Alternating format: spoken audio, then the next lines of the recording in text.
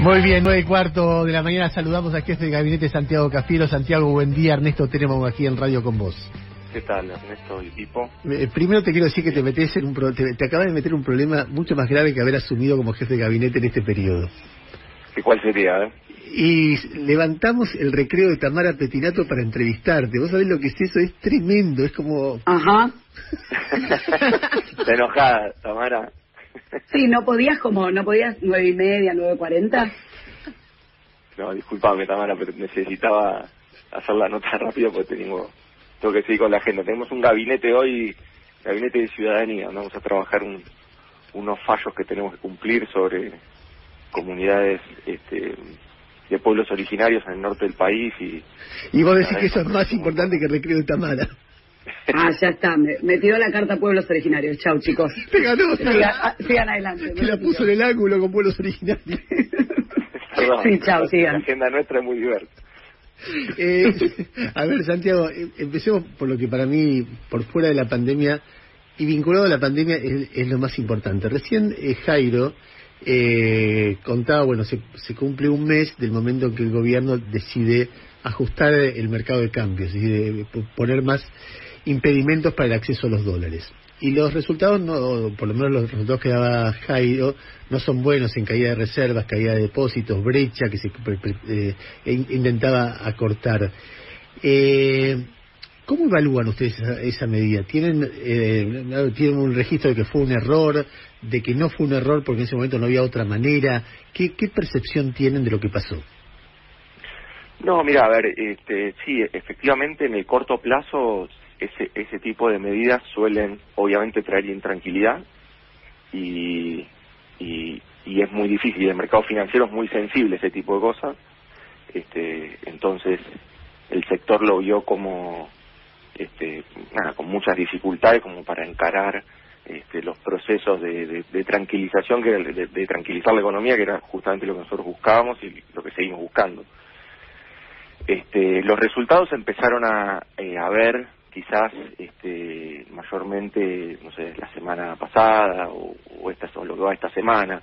Empezamos a tener aumentar las liquidaciones de exportaciones, empezamos a por lo menos fijar, se empezaron a ver de alguna manera los resultados de las medidas que se tomaron, que no son resultados, insisto, son siempre resultados que tienen que ver con la defensiva. Esto lo marcó también el ministro Guzmán, lo marqué yo todas las veces que me tocó hablar sobre este tema. Son medidas que nosotros tenemos que tomar porque efectivamente lo que necesitamos es cuidar las reservas del Banco Central y proteger la prioridad que necesitamos en la utilización de esas reservas, que es para la producción y para el empleo, fundamentalmente. Entonces, de alguna manera, esas medidas que se fueron tomando, que se siguen tomando, si vos ves todos los jueves en las reuniones que tiene el Banco Central, siempre se siguen corrigiendo muchas de esas cosas. Es cierto, esto, si Jairo hace la referencia al 15 de septiembre, para acá, se van a dar cuenta que siempre, todas las semanas, de todos modos se fue corrigiendo y se fueron corrigiendo muchas de esas cosas. Pero obviamente lo que necesitábamos era que quede claro que necesitamos cuidar las reservas del Banco Central como prioritario. Y en ese sentido, para nosotros recomponer la confianza es central. Por eso reestructuramos la deuda, de un 99%, eso le va a dar certidumbre a la Argentina, por eso presentamos el presupuesto 2021, por eso estamos en negociaciones o iniciando las negociaciones con el Fondo Monetario Internacional. Me parece que es todo un combo. Creo que no hay que quedarse con la foto de aquel 15 de septiembre porque muchas cosas fueron modificándose y de todos modos es cierto, los resultados no se ven inmediatamente, eso demora siempre un poco más. Pero lo que pasa es que, la situación del mercado de cambio se va a resolver en el mediano plazo cuando realmente nosotros podamos tener un sendero con más robustez desde el punto de vista de la prioridad económica que tenemos, que es abandonar un modelo de especulación financiera y ir hacia un modelo de producción y empleo. Eso implica toda la tarea que se hizo de bajas de tasas de interés durante todo este año. Comparadas las tasas de interés que tenés este año con las que tenés el año pasado, son abismal la diferencia. También todo el trabajo que se fue haciendo con respecto hasta incluso a la inflación. Tenemos una inflación que hace 2 años no teníamos una inflación, hacía 2 años que no teníamos una inflación tan baja, de estas características, no mensual, sino interanual. En el 2018 no teníamos una inflación interanual de 36 puntos y seguimos, si uno ve de enero a septiembre, es una inflación de 22 puntos. Entonces, es decir, que todas esas medidas que se van tomando, bueno, efectivamente van ordenando la economía. ¿Se ordenan de un golpazo? No, evidentemente no, y lo tenemos que ir haciendo de este modo, porque quien va a terminar de ordenar el tipo de cambio, quien va a terminar de ordenar la política económica, es justamente que se siga avanzando en el sendero que estamos teniendo en cuanto a todas las medidas que fuimos tomando, pero principalmente al objetivo central, que es ordenar la economía, tranquilizar la economía para hacer más previsible todo. Ahora, Santiago, vos sabés que, bueno, naturalmente, como es un tema muy de debate, hay personas que dicen que efectivamente lo que ustedes están haciendo tiene esa lógica de, bueno, de repente frenás el drenaje de reservas, eso en el corto plazo te genera los problemas que estamos mencionando, pero en largo plazo te da tiempo para que, no sé, haya más liquidación de divisas, llegue la nueva cosecha, etcétera, y en ese contexto vas de a poquito restaurando la confianza con planes congruentes, etcétera. Y hay otra escuela que dice, todo eso es muy lindo, pero hay una corrida en este momento, y vos lo ves en la caída de depósitos, la caída de reserva, etcétera, y esa corrida no te va a dar tiempo para reaccionar, te va a llevar rápidamente a una crisis sistémica si no se para. La pregunta es, ¿cómo alguien desde un lugar tan importante como el tuyo mide si la visión optimista es la que corresponde o si la visión pesimista no te está como encendiendo alarmas muy potentes? No, es que me parece que tenemos que abandonar quizás esas dos visiones. Me parece que no hay que ser me parece que ya durante muchos años se buscó con mentiras, con recortes parciales de la realidad, manipular a la opinión pública, y me parece que eso justamente es lo que nosotros manifestamos en la campaña que no íbamos a hacer, y lo estamos haciendo desde que somos gobierno, con mucha firmeza, diciendo cómo son las cosas, mostrando los datos, mostrando los números con mucha transparencia. Tampoco me parece que sea el escenario pesimista a ultranzas, porque me parece que evidentemente, obviamente, la Argentina viene, y déjame contextualizarlo, no es que tire la pelota para otro lado ni vaya a buscar para atrás, pero para contextualizarlo, Argentina viene de una crisis de balanza de pago 2018-2019 a esa crisis de balanza de pago con los resultados sociales y económicos que ya conocemos, asumimos, a partir de esa crisis de balanza de pago. Sobre esa crisis de balanza de pago se suma la crisis de la pandemia, es una crisis que golpea a todo el mundo. El FMI cataloga esta crisis como una crisis similar a la de 1930.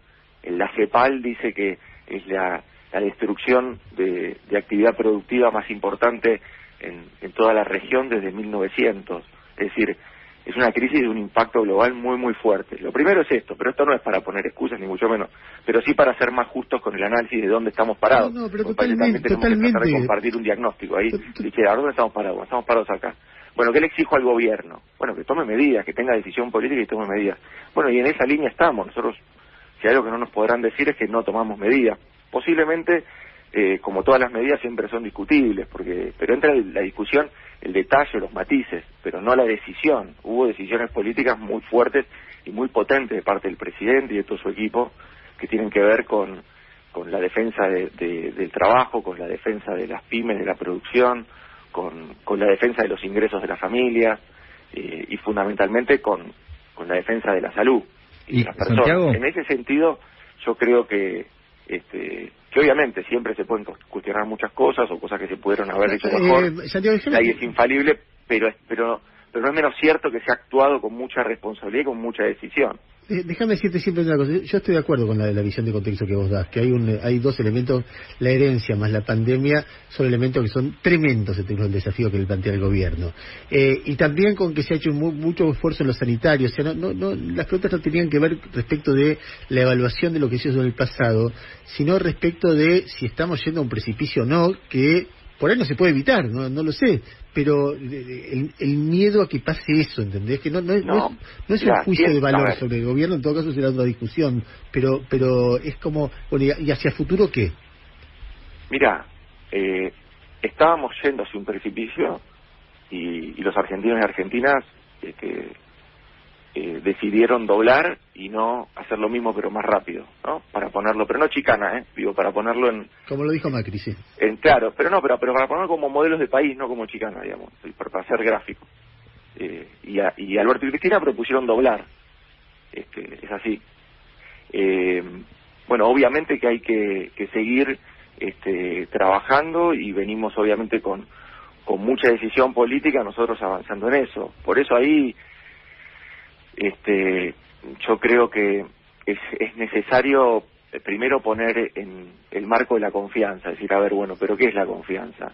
La desregulación financiera del gobierno anterior, pero no para echar la culpa al gobierno anterior, sino para contrastar modelos, por esto lo quiero decir. ¿Es la desregulación financiera como hasta con un sesgo ideológico o tiene que ver con medidas claras y concretas de un modelo de país que lo que promueva es la producción, el trabajo? Eso va a provocar tener un mucho más robusto mercado interno que pueda traccionar a esa producción y que pueda generar góndola y entonces de ese modo ir reduciendo paulatinamente la pobreza. Me parece que ese es un modelo mucho más que genera mucha más certidumbre para el sector empresario y para quienes tienen que invertir en Argentina. Por eso, mira, también otra cosa te digo, se habla mucho, pero después hay datos concretos, que no son, obviamente, hipergenerales, pero sí son datos importantes. El día martes el presidente estuvo anunciando una inversión de más de $700 millones de una empresa, de la empresa Shell Ryzen ahí en Avellaneda, sí. Y empresas que permanentemente vienen anunciando inversiones. El día de hoy el presidente va a estar yendo a Vaca Muerta con distintos gobernadores y con distintas empresas que operan desde allí a anunciar el plan gas, un plan también que no solo promueve gas para el consumo interno, sino también para la exportación. Es decir, también hay otra parte de la Argentina que continúa invirtiendo, que encuentra las certidumbres, que obviamente nosotros tenemos que seguir esforzándonos, pues parte de nuestra responsabilidad como gobierno, seguir generando la certidumbre necesaria para que el empresariado argentino se sienta cómodo para invertir, para apostar, para generar empleo. Esa es la tarea que tenemos por delante, es una tarea diaria. Santiago, ¿qué tal? Buen día, Jairo Tata te saluda, ¿cómo te va? ¿Qué tal, Jairo? Bien. Te hago una más de la calle y una más del Círculo Rojo. ¿Se confirma cuándo, si se paga la cuarta edición del ingreso familiar de emergencia para los 9 millones de personas? Porque viene estirándose, se estaba terminando el pago del tercer ingreso familiar de emergencia y como ya pasaron 7 meses, quería saber si está el cuarto definido. Mirá, no está definido porque lo que estamos viendo es el ingreso familiar de emergencia fue en un momento donde la economía se cerró, donde no se podía trabajar directamente. Se fue, sobre todo, se ven los números incluso luego que reflejó el INDEC del impacto que tuvo el segundo trimestre. Sobre todo durante el mes de abril es donde estaba vedada la posibilidad de trabajar, básicamente. Después, como se fueron reabriendo la actividad productiva, las actividades comerciales, todas se fueron reabriendo y reanudando con protocolos, con cuidados, pero todas en todo el país.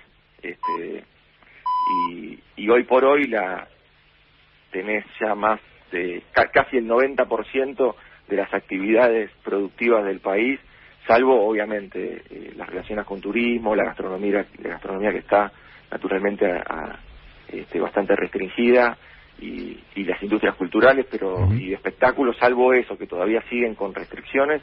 El resto de las actividades productivas del país ya están en condiciones de funcionar ya hace meses. O sea que hay más chance de que sea algún tipo de reversión o de reducción. Claro, a eso iba. Perdona que le hice un poco larga, pero me parece que está bueno explicarlo. Entonces, las medidas que se tomaron para el inicio de la gestión de la pandemia, que era con todo cerrado, hoy quizás ameritan tener herramientas más focalizadas, como por ejemplo, herramientas más focalizadas en jóvenes entre 18 y 24 años o entre 18 y 28 años, mujeres adultas, jefas de hogar que han perdido el empleo. Es decir, estamos tratando de animarnos desde el Gabinete Económico y Social a diseñar herramientas a ver si llegamos de un modo más focalizado a aquellas personas que naturalmente están necesitando. Lo que yo sí quiero aclarar es que el Estado va a seguir con herramientas muy agresivas como viene teniendo hasta acá, de mucha masividad como viene teniendo hasta acá. No es un tema fiscal lo que nos impida definir el IFE 4, quiero aclarar eso. Es un tema de ver si podemos focalizar políticas públicas allí donde más se necesitan. Pero bueno, te estoy diciendo esto y quizás no está bien, pero está claro. En poco tiempo te anuncio el IFE 4 porque efectivamente quizás no llegamos a hacer los cruces necesarios, no llegamos a implementarlo en tiempo y forma y terminamos haciendo lo otro. Bien, y la otra pregunta que te hago es, ayer reconstruía opiniones de la gente que escuchó a Alberto Fernández Sin Idea, que era el primer presidente del palo kirchnerista que volvió a ese lugar después de tantos años, y el grueso, esto te lo traslado como opinión de ese mundo, me decían, la verdad que yo firmo, incluso me decían, sacando la parte de la reforma de la justicia, me decían, firmo todo lo que dijo Alberto, pero la gran duda es si eso que dijo, él consigue que se haga, por una duda en ese mundo, círculo rojo, te repito, de si, no sé si el que manda es él, de si cómo funciona la coalición de gobierno, lo que quiere hacer el presidente termina ocurriendo. De hecho, también te transmiten muchísima buena onda con todos los ministros, nos atienden el teléfono, nos dan bola, de voz, de todo el mundo. Dicen, la verdad que una predisposición genial. Después pasa otra cosa de la que nos dicen. ¿Cómo hacen para vencer eso? No, que no es vencer. Cristina no está, nuestra vicepresidenta no está, no tiene una visión antiempresaria. Eso es un... Yo no la nombré igual. ¿Cómo? Yo no te la nombré. No, bueno, en fin, vos decir, a ver quién impide que se llore, pero yo ya sé lo que piensa esa parte del círculo rojo, piensa que... Sí, se da por descontado. Ya, digo, ya está, no, lo hablemos con eufemismo. Esa parte del círculo rojo también, porque yo estoy permanentemente, cuando me reúno con empresarios, digo, vienen y hacen una lectura de editoriales de diario, y cuando yo les digo... Sí, pero mirá que esto no es así. En el Senado se avanzó en la ley de estímulo a la economía del conocimiento, en el Senado se avanzó de este modo, el Senado aprobó todas las medidas que nosotros llevamos adelante con respecto a la asistencia al trabajo y la producción. Eso fueron casi 200.000 millones de pesos directos que fueron a las cuentas de los trabajadores y trabajadoras del sector privado. Y son herramientas que, si bien se diseñaron en el Ejecutivo, fueron aprobadas por el Legislativo. A ver, me parece que ahí hay siempre una cuestión de sesgo que se arrastra, que no tiene nada que ver con lo que ha sido, con lo que hemos sido nosotros durante el último gobierno de Cristina o los últimos 8 años, sino me parece que tiene que ver con una construcción que ha hecho la oposición con bastante efectividad, de hacernos pensar que el peronismo es un gobierno que es antidesarrollo. Es una locura eso, es una locura, pero por parte no hay ningún dato que vaya en esa línea, pero ninguno. Entonces, para nosotros, yo te insisto, eso no es un tema. Sí, evidentemente es un tema desarmar el argumento, pero es un argumento, es una narrativa, no hay ningún hecho concreto ni real que lo tenga que revisar para poder contrarrestar eso. Yo lo he escuchado eso mismo de Jairo, pero no respecto de Cristina, sino respecto del funcionamiento, como como si hubiera un funcionamiento lento del gobierno respecto de esto, o con visiones que son distintas, inclusive dentro de cada persona. Me imagino que incluso para vos también debe haber una discusión interna sobre qué es un empresario. Un empresario es un hombre que te está queriendo voltear el gobierno, un enemigo, un antiperonista, o es alguien con que hay que trabajar y hay que estimular para que esté en el país. Supongo que habrá o un avaro que quiere llevarse la plata apenas puede. Hay como, viste, la discusión ideológica del Frente de Todos. Hay gente que piensa una cosa, hay gente que piensa la contraria, y entonces y eso no tiene por ahí necesariamente que ver con Cristina específicamente. Quizá ella también tenga esa contradicción, como yo la percibo en muchos dirigentes peronistas, y eso que de repente puede hacer que el sector empresario sienta que traban las cosas. De repente es necesario que sea así. No estoy opinando yo, pero no sé si vos ese ruido no lo percibís. Mira, en términos de gestión yo te puedo decir que este es un gobierno que lleva, ayúdame con la cuenta, 10 meses. Sí. De los 10 meses son 7 en pandemia. Y así todo, mira, bajamos las tasas de interés. Hoy una pyme, el año pasado una pyme se financiaba 70%, hoy una pyme, Jairo corregime, pero se puede financiar al 24% o hasta el 18%. Eso es política de tasa de interés, hace una política con respecto a la tasa de interés y al financiamiento productivo. Con respecto a decisiones bien concretas, la reestructuración de la deuda en 99% no es una bandera o para hacer una remera solamente, que ya podrían hacer, claro, para Guzmán, que a veces lo castigan en demasía y se olvidan lo que ha hecho el ministro de Economía, sino que tiene que ver con que ahí hay recursos bien concretos, bien directos, que el año que viene, si hubieran ido por la canaleta de la deuda, que es el 1. Creo que era 1.1, 1.2 del PBI, que se iba a ir por la canaleta de la deuda, eso va directo a duplicar el presupuesto de la obra pública, es decir, y eso es una definición política: o pagamos la deuda o ponemos más plata para hacer obra pública y dinamizar la economía. Y eso se hizo en el presupuesto que presentamos. Y me parece que también esas son cosas que hay que ir viendo y hay que ir destacando. Con respecto también a las políticas o a los programas que se van lanzando y cómo se ejecutan, yo te puedo decir que es cierto, hay muchos programas que se han lanzado y que quizás tienen tiempos distintos de instrumentación, pero te puedo decir que, no sé, todos los instrumentos que hemos desarrollado en el marco de la emergencia, en el marco de la pandemia, se aplicaron instantáneamente. Nosotros entramos en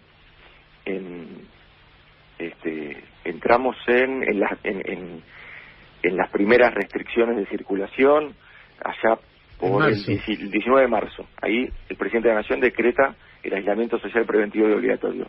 El 19 de marzo, el 20 entró en funcionamiento ese DNU. El 26 de marzo ya estábamos con un primer paquete de estímulo donde bajábamos las tasas al 24% y subsidiábamos tasas para el financiamiento de una nómina salarial completa para las empresas. Esos fueron 360.000 millones de pesos. 6 días de haber tomado esa medida. El 3 de abril, ¿se acuerdan? Fue un lío, las colas de los bancos, no sé qué. El 3 de abril ya se empezaba a pagar el IFE, que llegó a 9 millones de personas.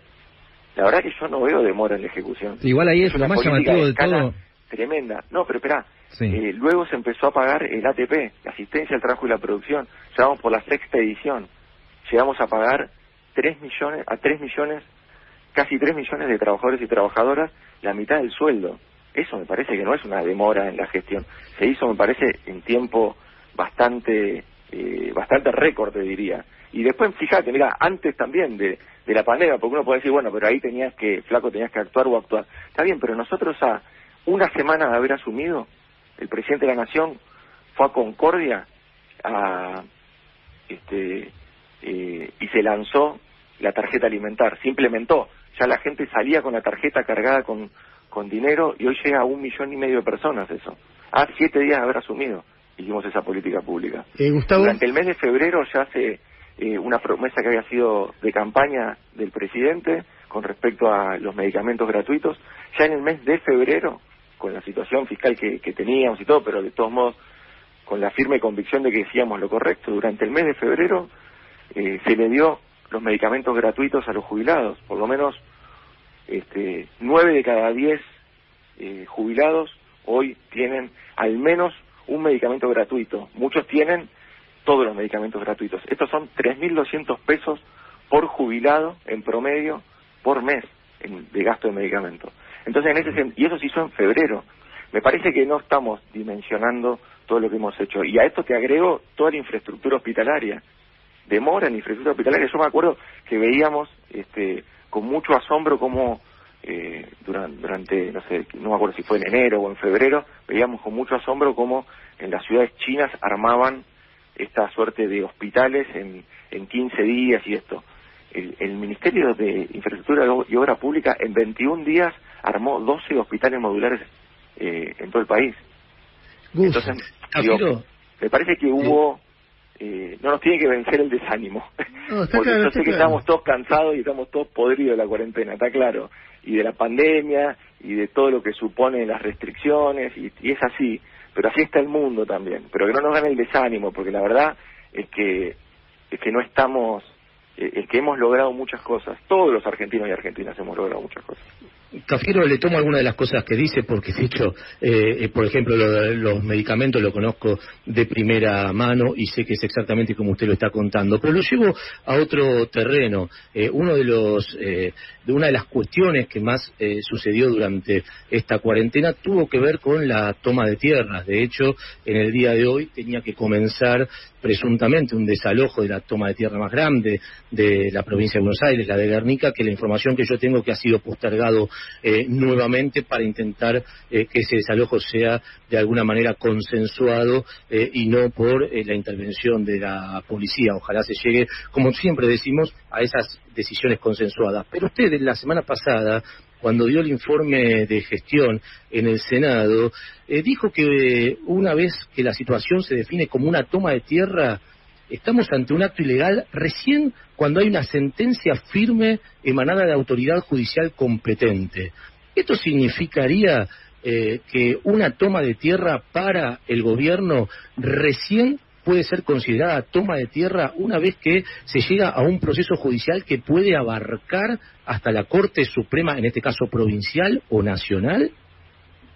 Mira, gracias Gustavo, porque eso me sacudieron bastante con eso, y en realidad es una de las 750 respuestas que di en el Senado de la Nación el otro día, que se dan por escrito. Son respuestas que no es que lo dije, lo escribí, eso. Y te cuento por qué, porque la pregunta no era tan sencilla ni tan lineal como la que me estás preguntando vos, sino que era que tenía que ver con en qué momento actuaba el Ministerio de Seguridad. Y el Ministerio de Seguridad actúa en una toma como auxiliar de la justicia. Entonces lo que nosotros explicábamos en esa respuesta es que el Ministerio de Seguridad no puede actuar si no tiene una orden judicial.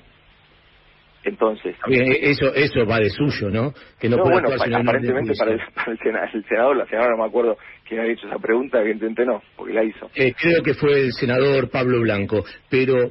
de cualquier manera, más allá de que digamos, un Ministerio de Seguridad tiene que actuar como auxiliar de la justicia, lo que llama la atención es si se define toma de tierra en un primer momento o recién cuando sea una sentencia firme. Como toma de tierra, sí, de todos modos, Gustavo, por eso digo, la pregunta era una pregunta que no está formulada como vos le estás haciendo. Es una pregunta que apuntaba a qué estaba haciendo el Ministerio de Seguridad. Entonces el Ministerio de Seguridad explica, a lo que suscribo porque lo redactamos nosotros, explica que, en primer lugar, es auxiliar de la justicia. El Ministerio de Seguridad no puede actuar si no tiene una orden judicial. En segundo lugar, un desalojo se puede dictar, naturalmente, sin sentencia firme, si Guernica no tiene sentencia firme. Bien. Pero, declarar que una toma, declarar la sentencia firme de una toma es un tema de la justicia que efectivamente tiene que tener sentencia firme. Ahora, eso no implica que la justicia a priori no pueda dictar desalojos. De hecho, lo que está sucediendo en Guernica no tiene sentencia firme lo de Guernica y sin embargo se dicta un desalojo. Por eso te insisto, te agradezco la pregunta porque me sacudieron bastante con eso y algunos medio ridículo, bueno, no importa, planteaban cosas que no tenían nada que ver. Santiago, pero, déjame... alentaban al odio y a la discusión ridícula sobre este tema, cuando una cosa bastante lógica, que era lo que decíamos nosotros. que es, primero, dejar en claro cuál es el accionar del Ministerio de Seguridad. Es un accionar de apoyo, auxiliar. Está claro, está claro. Escúchame, te tengo que despedir por dos razones. La menos importante es que vos te tenés que ir, la más importante es que está Tamara esperando, pero tengo una última pregunta. Claro. El otro día cuando se hizo la marcha, el cacerolazo de la caravana de autos que hubo el lunes pasado, fue citada una frase tuya diciendo: no son la Argentina, no son la gente. Me doy cuenta que la gente que manifestó ese día piensa distinto que el gobierno y que algunos son muy exaltados en la forma de expresar su oposición. ¿Hay algo de esa marcha que vos ves como positivo, que te parece que conviene, que al gobierno le conviene escuchar? No fuera de formalismo, decir sí, escuchamos a todos, por supuesto, que tenemos que tener, sino que hay algo que están diciendo que esto me parece bien. Mira, a ver,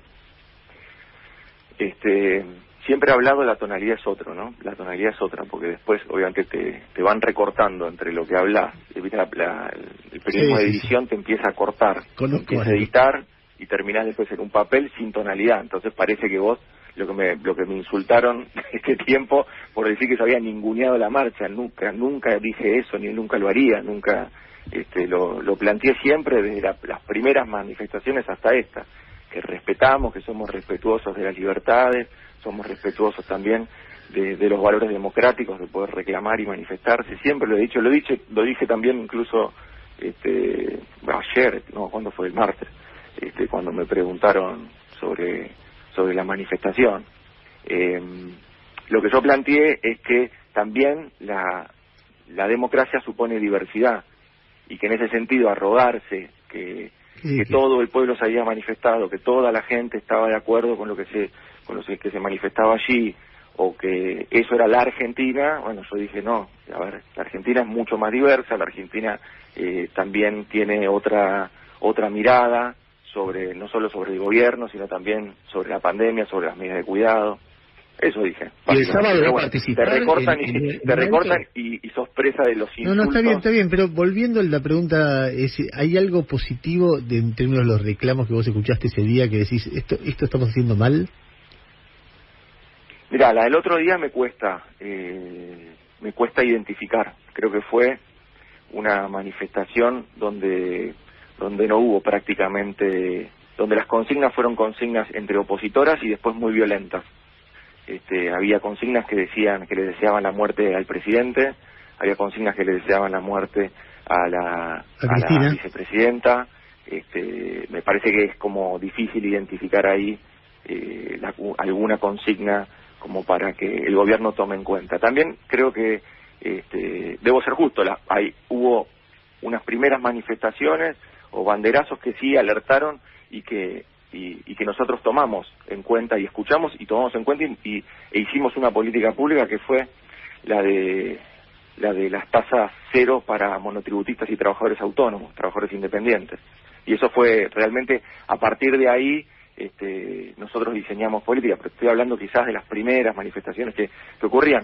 Ahora, la verdad es que así puesto como estuvo el lunes, es muy complejo encontrar algo que no sea discurso del odio, un discurso muy violento de parte de la oposición, que me parece que no, en ningún momento eso contribuye a que Argentina salga adelante, de la pandemia y de la situación económica. Me parece que ahí lo que nosotros tenemos que seguir promoviendo es el diálogo democrático, el diálogo político. Veníamos de firmar con todos los gobernadores y gobernadoras una solicitada de acompañamiento a las medidas sociosanitarias que se venían haciendo. Así que me parece que por ahí ese es más el camino y te insisto, yo creo que hay otros modos y otras formas de manifestarse, sin ponerse en riesgo y sin poner en riesgo al resto. Cuando del lado propio salen barbaridades como que gana de pasarlos por un camión por encima, o la Corte siempre estuvo del lado de la sangre, o pedido de juicio político sin mucha fundamentación sobre el ministro de la Corte, ¿vos percibís que el odio tiene doble dirección?